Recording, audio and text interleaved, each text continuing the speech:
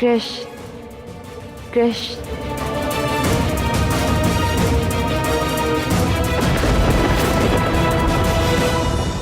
तो आज आपने अपनी वर्षों पुरानी हट छोड़ ही दी मेरे प्रियतम।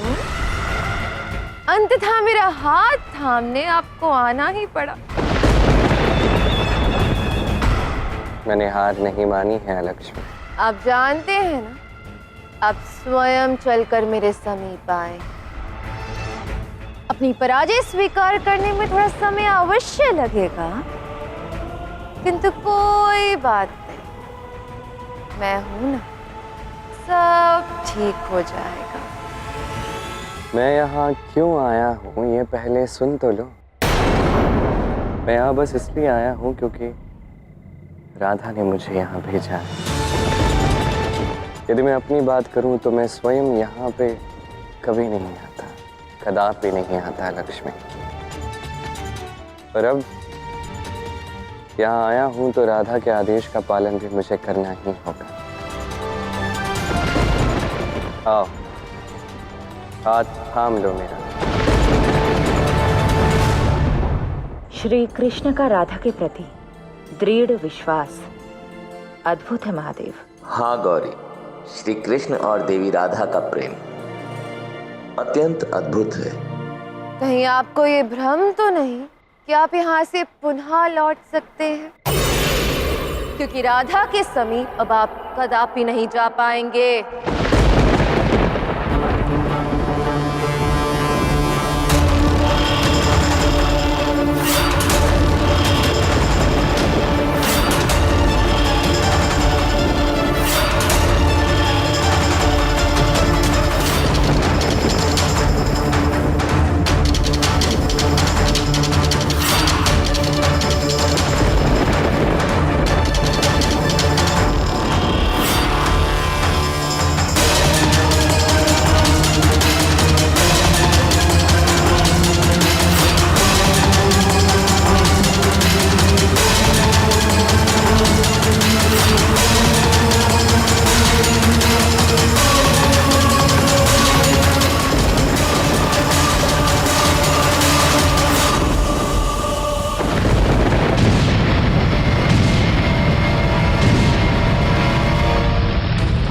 कृष्ण, तुम्हें प्राप्त करने से पहले मैं तुम्हारी सकारात्मक ऊर्जा को प्राप्त करती हूँ।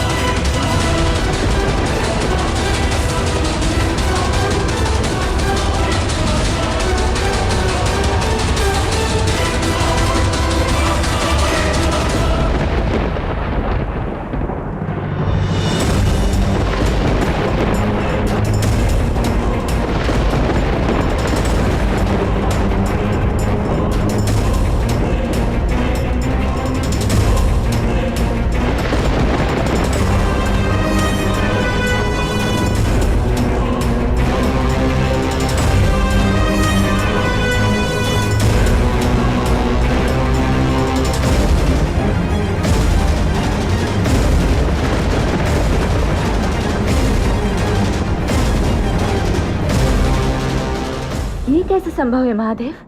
चिंता न करें देवी, अवश्य ही इसमें भी श्री कृष्ण की कोई योजना निहित होगी। देवी राधा अभी अपने तप के चरम शिखर पर हैं। आप देवी राधा में अपनी शक्तियों का संधान करने के लिए सज्ज हो जाएं। मैं सज्ज हूँ महादेव।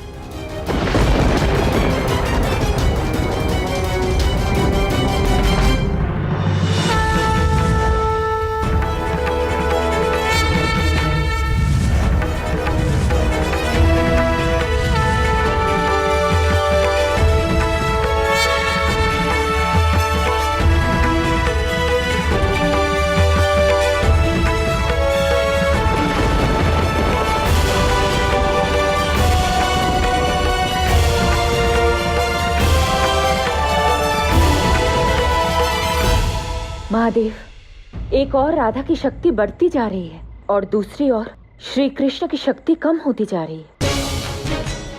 दिव्य शक्ति के प्रभाव से यदि राधा में महालक्ष्मी जागृत होगी और महालक्ष्मी अलक्ष्मी पर विजय प्राप्त कर भी लेगी, तो क्या लाभ? श्री कृष्ण का अस्तित्व तो समाप्त हो जाएगा। नहीं गौरी, आज ये संसार देखेगा कि देवी राधा श्री कृष्ण के लिए क्या कर सकती है।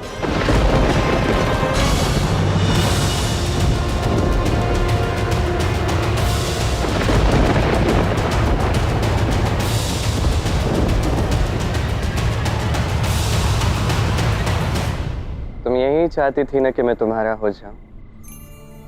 राधा भी यही चाहती थी और उसने मुझसे स्वयं ये करने के लिए कहा है। अब उसके आदेश को तो मैं टाल नहीं सकता लक्ष्मी। आज से मैं कृष्ण तुम्हारा तुम्हारा तुम्हारा तुम्हारा।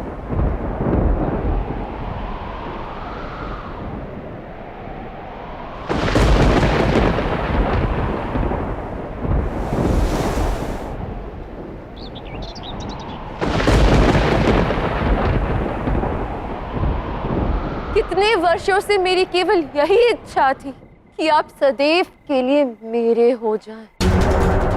और आज विश्वास ही नहीं होता कि मेरा स्वप्न पूर्ण हो गया है। आप मेरे हो गए हैं कृष्ण, केवल मेरे। अवश्य हो गया हूं, किंतु तुम अलक्ष्मी हो। एक बात स्मरण रखना, आदि लक्ष्मी, धन लक्ष्मी, धान्य लक्ष्मी, गज लक्ष्मी, संतान लक्ष्मी, धैर्य लक्ष्मी, विजय लक्ष्मी और विद्या लक्ष्मी, इन सभी का अभाव होगा। तुम्हें मुझे अपनाना है तो अधूरे रूप से अपनाना होगा लक्ष्मी। मुझे कुछ नहीं चाहिए। मेरी मात्र यही इच्छा है कि मैं अपना पूर्ण जीवन आपके साथ व्यतीत करूं।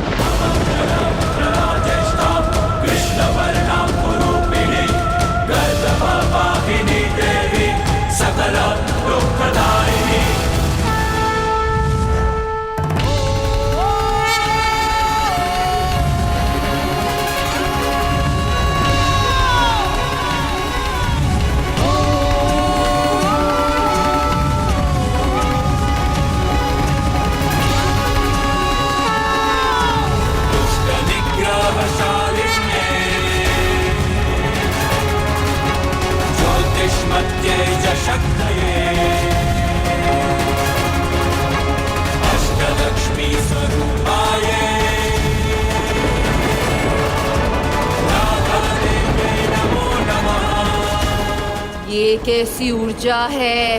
ये प्रेम और सौंदर्य का आगमन है।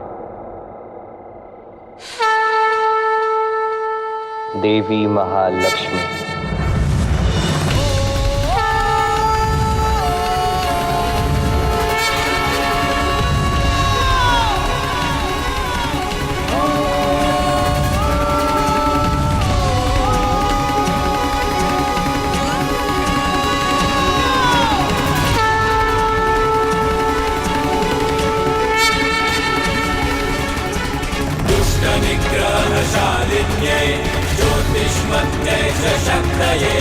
अष्टलक्ष्मी स्वरूपाये राधा देव्यै नमो नमः। विद्या विजय वीराये संतान गज शक्तये धन धान्य स्वरूपाये महालक्ष्मी प्रणाम माते। नमः। महालक्ष्मी नमो नमः। महालक्ष्मी नमो नमः। मेरे विचार से अब भी समय है अलक्ष्मी, तुम अब भी सद्मार्ग पे आ सकती हो। असंभव। अब हम एक है कृष्ण। यही अंतर है तुम में और राधा में। हम दोनों साथ मिलकर ही प्रेम को पूर्णता देते हैं। हम दोनों के साथ से ही समस्त संसार में पूर्णता आती है। हमारे नाम का महत्व एक दूसरे से इतना अधिक है कि केवल हम ही नहीं, समस्त संसार का जीवन इससे प्रभावित होता है। नारायण की सृष्टि में लक्ष्मी का वैभव ही जीवन है। घर, परिवार, समाज में लक्ष्मी की कृपा तभी होती है जब नारायण अर्थात कृष्ण उनके साथ हो। इसीलिए राधा और कृष्ण एक दूसरे के पूरक हैं। श्री कृष्ण, यदि अलक्ष्मी आपको पूर्ण करे तो मुझे कोई चिंता नहीं है। मैं सहर्ष अलक्ष्मी को आपके साथ रहने की आज्ञा दे सकती हूँ।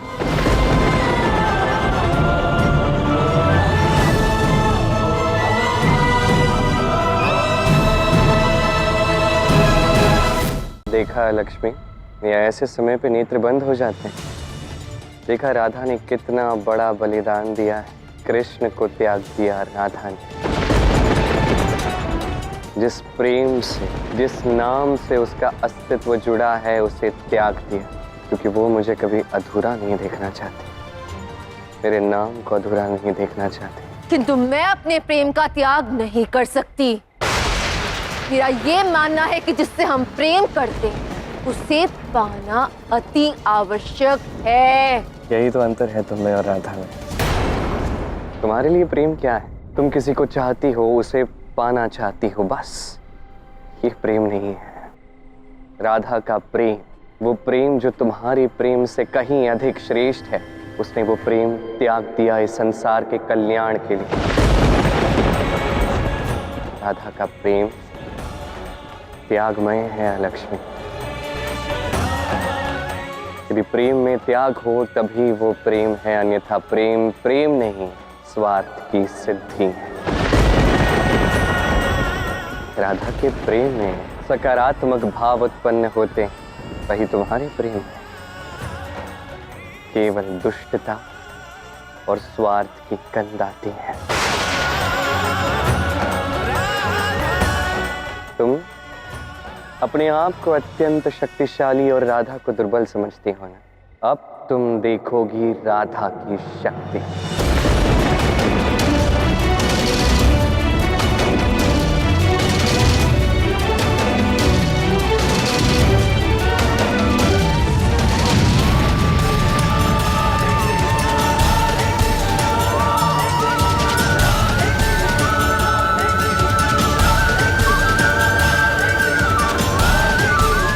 प्रतीत होता है कि अब कुछ ही क्षणों में मेरी किरणें धरती तक पहुंच पाएंगी।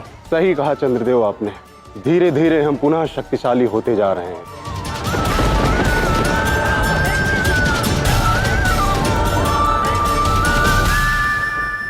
मैं मेरी शक्ति नहीं खो सकती। किंतु वो तो पहले ही हो चुका है लक्ष्मी। नहीं, कदापि नहीं। राधा को मैं विजयी होने नहीं दूंगी, क्योंकि मैं तुम्हें नहीं खो सकती कृष्ण।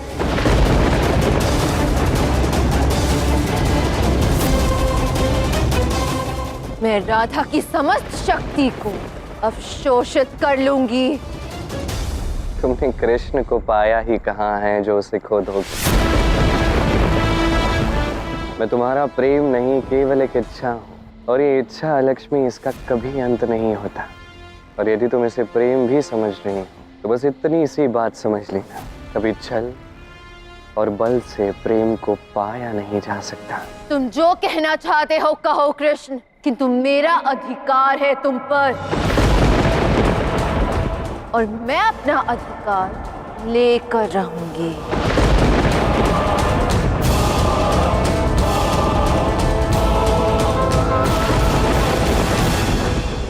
यही उचित अवसर है राधा। कान्हा को पुनः प्राप्त करने का यही सर्वोत्तम अवसर है।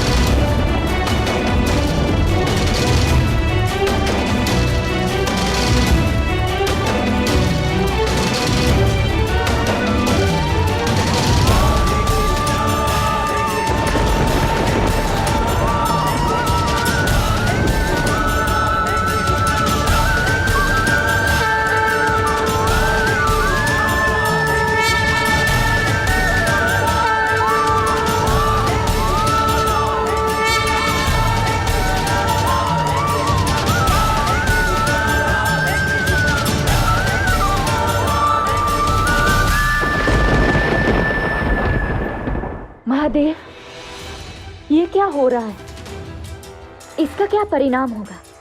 सकारात्मक और नकारात्मक शक्तियां दो भागों में बंट गई।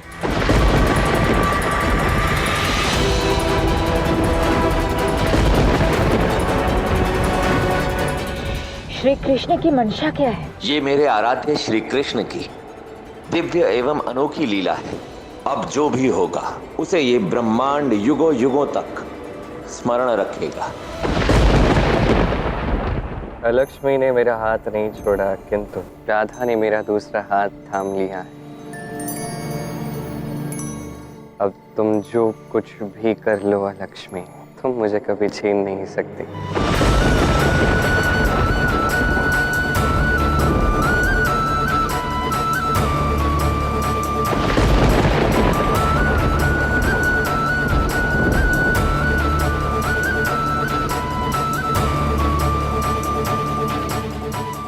अब तुम मुझे पूर्ण रूप से कभी प्राप्त नहीं कर सकती है लक्ष्मी। राधा ने मेरा हाथ थामा और उसकी सकारात्मक शक्ति भी मुझ में प्रवेश कर चुकी। उसका प्रभाव भी मुझ पर है। पूर्ण रूप से तुम्हें कृष्ण कभी प्राप्त हो ही नहीं सकता। हाँ, चाहो तो मेरा विभाजन कर सकती, दो भागों में, दो भागों में, दो भागों में।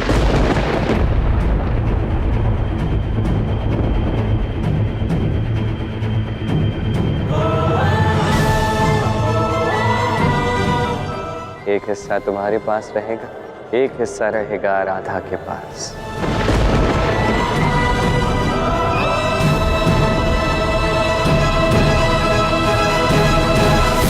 और सत्य कहूं तो राधा के लिए मुझे ये भी स्वीकार्य है, स्वीकार्य, स्वीकार्य।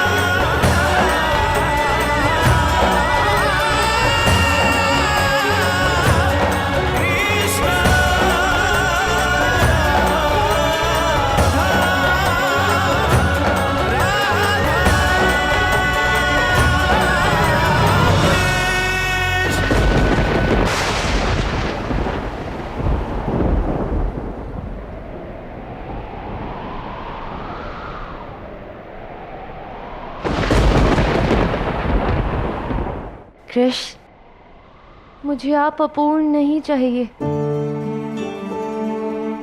मैं अपने प्रेम के लिए आपके अस्तित्व को छिन्न भिन्न होते नहीं देख सकती, कदापि नहीं।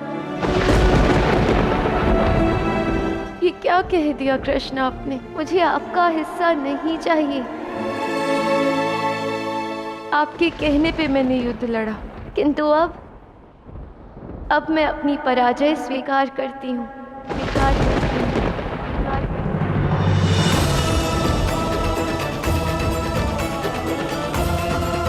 पाने को ही प्रेम। मुझे विजय नहीं चाहिए अलक्ष्मी से। जग की है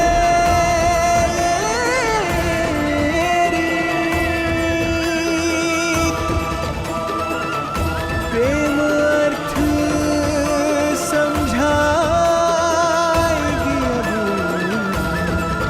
अब राधा कृष्ण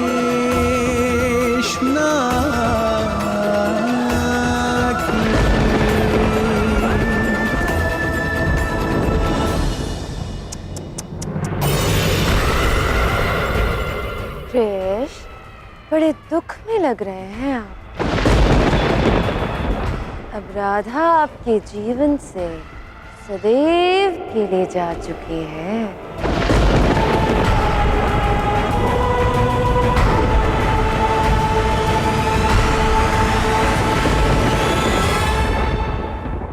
तुम्हें मेरे नेत्रों में अश्रु दिख रहे हैं लक्ष्मी?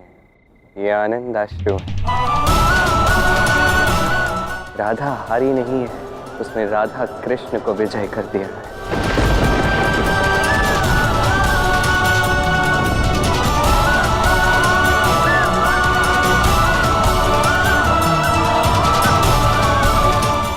आज राधा ने जो बलिदान दिया है, क्या ऐसा बलिदान तुम कभी अपने जीवन में दे भी सकती हो? नहीं, कभी नहीं दे सकती। और ये तुम भी जानती हो कि तुम्हारे लिए पाना प्रेम है लक्ष्मी। किसी को पाना विजय प्रेम की नहीं, भावनाओं का मिलन जब होता है तब वास्तविक विजय होती है। और राधा ने आज यही कर दिखाया। राधा ने अपने त्याग से मुझे प्राप्त कर लिया है। अब से मैं सदा सदा के लिए केवल राधा का रहूंगा।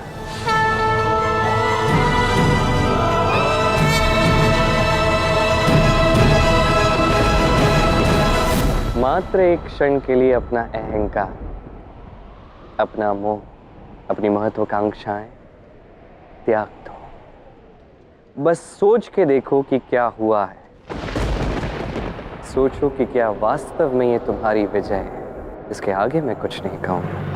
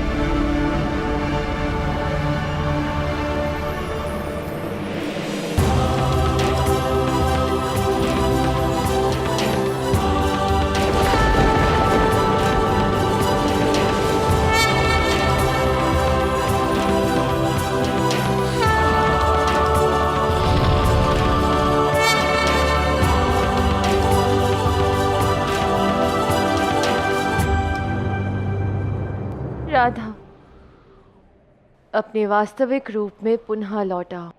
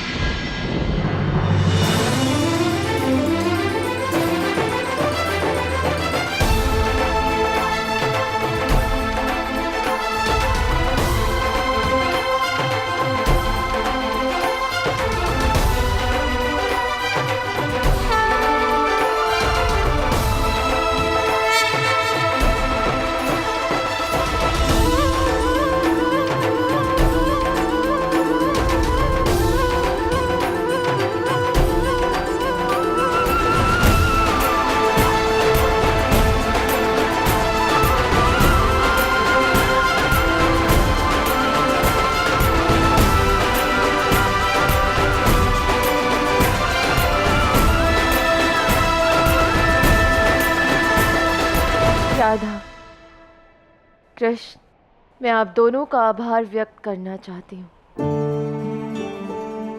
आज मुझे प्रेम का वास्तविक अर्थ समझ में आ गया है। राधा, तुमसे हार कर मैंने प्रेम को समझा है। मुझे अपनी त्रुटि का ज्ञान हो गया है। जिस प्रकार बल और छल से मैं कृष्ण को पाना चाहती थी, ऐसे वो मेरे कभी नहीं होंगे।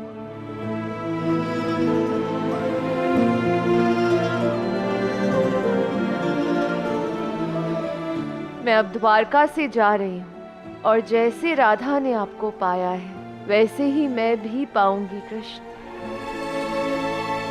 मैं अत्यंत प्रसन्न हूँ कि आपको प्रेम का अर्थ समझ में आ गया है ज्येष्ठा।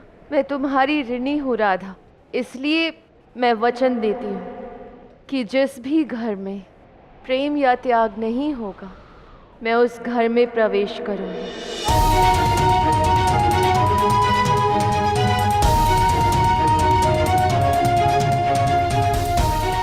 मुझे मेरे अपराध के लिए क्षमा कर दो राधा। मैं अब कभी लौट कर नहीं आऊंगी, अपितु श्री कृष्ण के लिए प्रतीक्षा करूंगी। जब मेरा समय आएगा तो श्री कृष्ण मुझे अवश्य मिलेंगे और इस समय को मैं तप में व्यतीत करूंगी।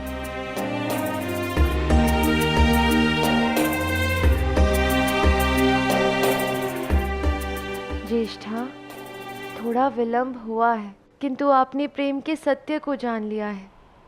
उससे अधिक अच्छा और क्या हो सकता है।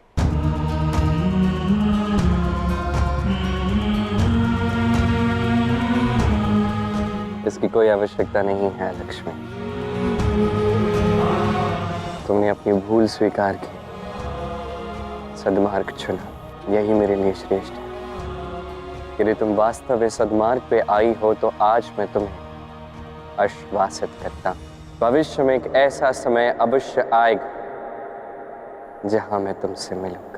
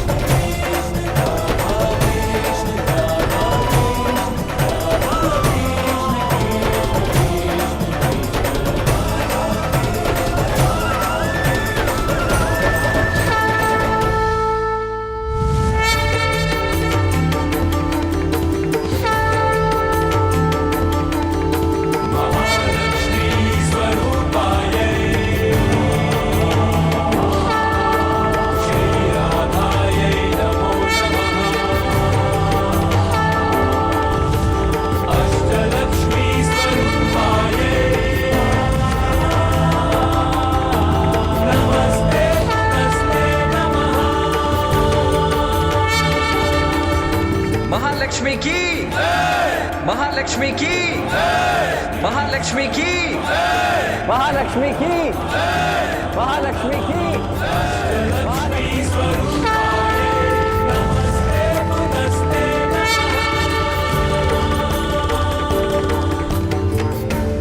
अंततः विजय तुम्हारी ही हुई राधे। तुमने समस्त द्वारका को विपदा से मुक्त कर दिया है। ये सब तुम्हारे कारण ही तो हुआ है कृष्ण। मुझे तो केवल एक ही मंत्र आता है, मेरे कृष्ण का मंत्र।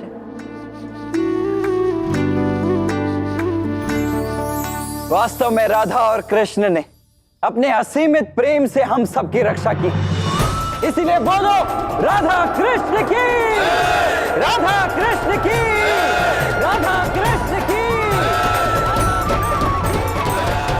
आज से जो भी राधा कृष्ण का नाम सच्चे हृदय से स्मरण करेगा उसके घर में सदैव अष्टलक्ष्मी का वास होगा और उसके घर में अलक्ष्मी का वास नहीं रहेगा। धन्य हो तुम राधे, और धन्य है इस संसार की हर एक स्त्री जो निस्वार्थ प्रेम करती है, एक माता के रूप में, एक पत्नी के रूप में, एक बहन, एक पुत्री के रूप में। धन्य हो आप सब। हमारा ये दिवस, ये आरंभ होता है सूर्योदय से जीवन के जन्म से। किंतु केवल सूर्य तो पर्याप्त नहीं है। सूर्य उगता है उषा के साथ, रहता है किरण के साथ और अस्त होता है संध्या के साथ। इस संसार में जो भी पुरुष हो, जन्म तो अपनी माँ से ही लेता है। जीवन बीतता है उसका अपनी बहन के साथ और अंत में उसे साथ मिलता है एक स्त्री का, एक पुत्री का।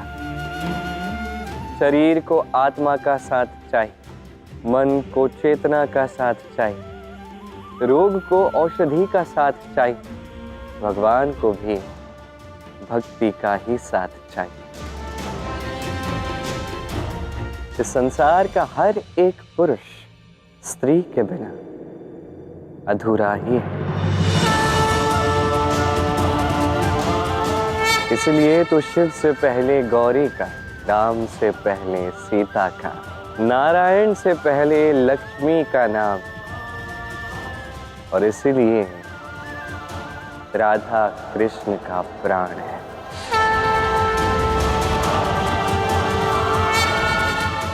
बस एक बात कहना चाहूंगा, हृदय धड़कता नहीं बिना श्वास के, और कोई भी पुरुष आगे नहीं बढ़ सकता बिना स्त्री के विश्वास के।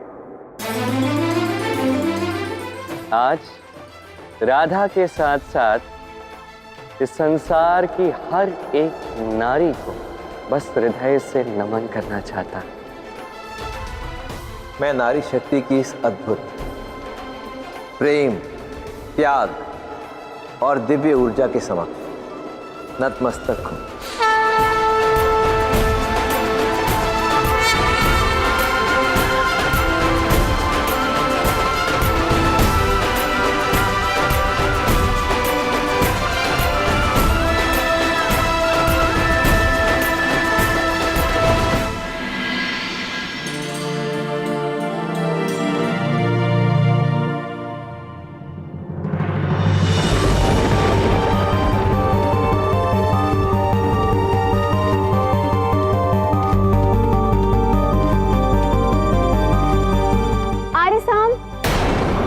संपूर्ण महल गहरी निद्रा में है और आप अभी तक नहीं सोए। आप जग क्यों रहे? आप यहाँ क्या कर रहे हैं?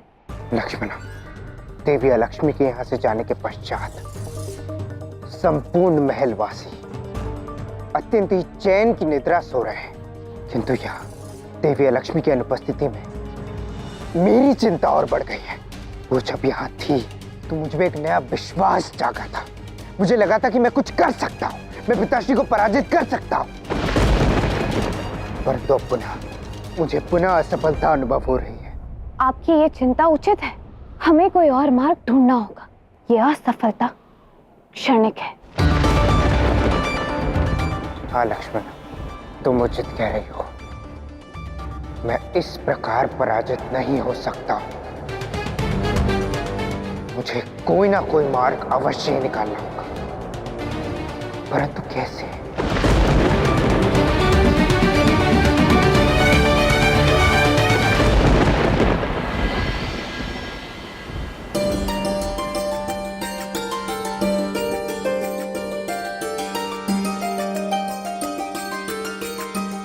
आज तो भोजन की मधुर सुगंधी बता रही है कि कितना स्वादिष्ट भोजन बना है। हाँ, आज तो इतने सारे पकवान बने हैं। क्या आज कोई विशेष उपलक्ष्य है? जब संपूर्ण परिवार एक साथ बैठ के भोजन ग्रहण करते हैं तो ये अवसर विशेष ही होता है। आज आप सबके प्रिय व्यंजन बने हैं और हाँ, इतने दिनों पश्चात हम सभी एक साथ सुख शांति से बैठकर भोजन ग्रहण करने वाले हैं।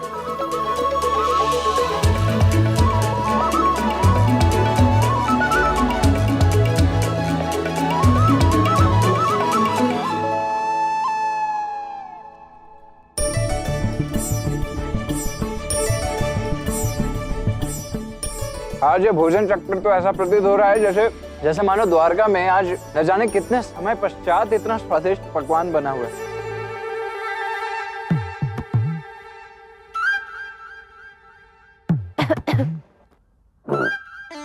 मैंने इतने परिश्रम से भोजन बनाया, सबने प्रशंसा की है, किंतु कृष्ण ने नहीं की।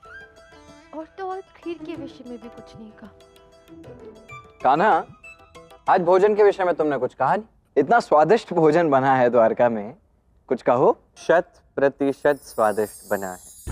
क्या बताऊं, इतनी अच्छी निद्रा के पश्चात इतनी भूख लगी थी कि मैं समझ ही नहीं पाया, बस खाते गया। ऐसे एक बात सत्य कहूं, पेट तो भर गया है किंतु मन अब तक नहीं भरा। तात्पर्य क्या है तुम्हारा?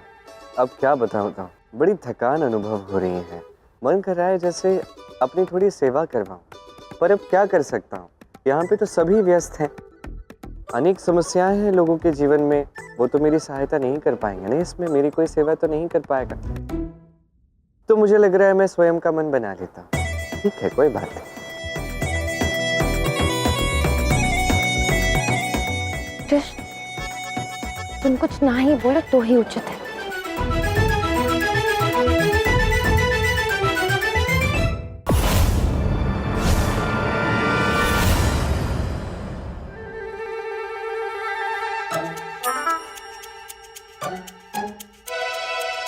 क्या हुआ?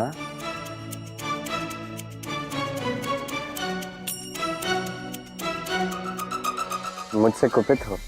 बड़े भोले बन रहे हो, जैसे कुछ ज्ञात ही ना हो। मुझे सत्य में ज्ञात नहीं है, तुम मुझे बताओ कि क्या हुआ है। तुम्हारी सेवा में क्या कमी छोड़ दी थी मैंने? ऐसा क्या नहीं कर पा रही हो जो दाऊ से जाके अपनी व्यथा कह रहे हो तुम? अच्छा, वो छोड़ो, जाने दो राधा। मैं बोलो कृष्ण, क्या कर रहे हो तुम? बताओ, ऐसा क्यों कर रहे थे? देखो, मुझसे कुछ मत छुपाना।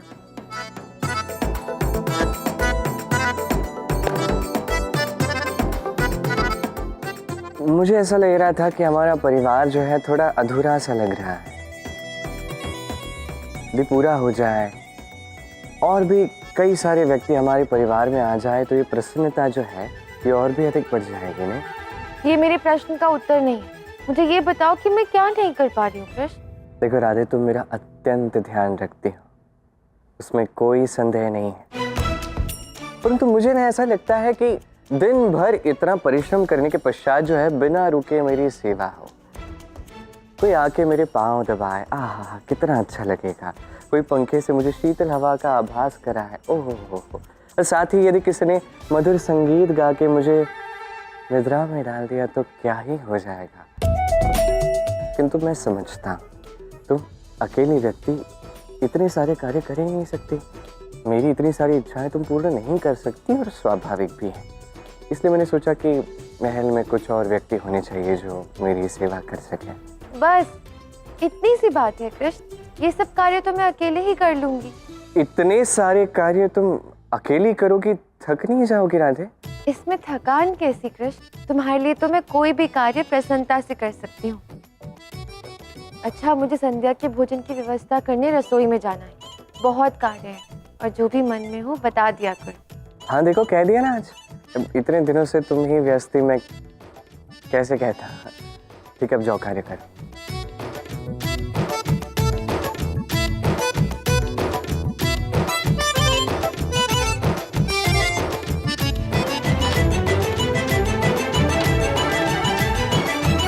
श्री कृष्ण फिर से ठिठोली कर रहे हैं और राधा गंभीर हो गई। भोली भाली राधा को किसी ना किसी प्रकार अपनी बातों में उलझा ही लेते हैं कृष्ण। गौरी, क्यों ना उलझाएं? मेरे कहने का अर्थ ये कि यदि जीवन में केवल प्रेम पूर्वक मीठी मीठी बातें ही करते रहेंगे तो भी तो जीवन रसहीन हो सकता है। यदि सुख के साथ थोड़ा सा दुख ना हो तो सुख की महत्ता का कैसे पता चले? यदि प्रेम के साथ थोड़ी सी ठिठोली मिश्रित कर दी जाए तो प्रेम का आनंद दोगुना हो जाता है ना?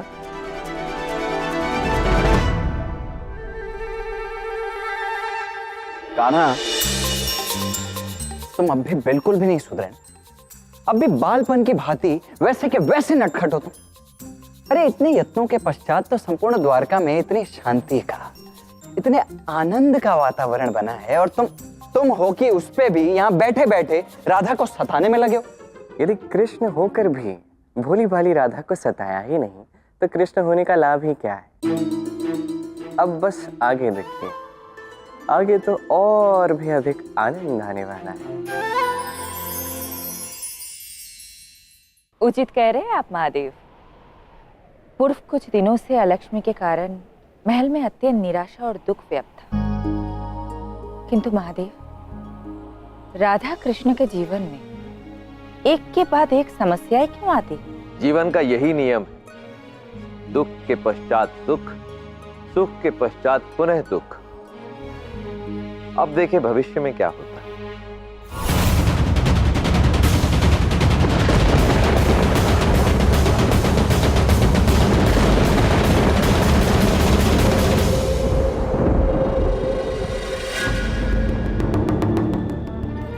आपका बहुत बहुत धन्यवाद। मुझे क्या था कि आप अवश्य आएंगे।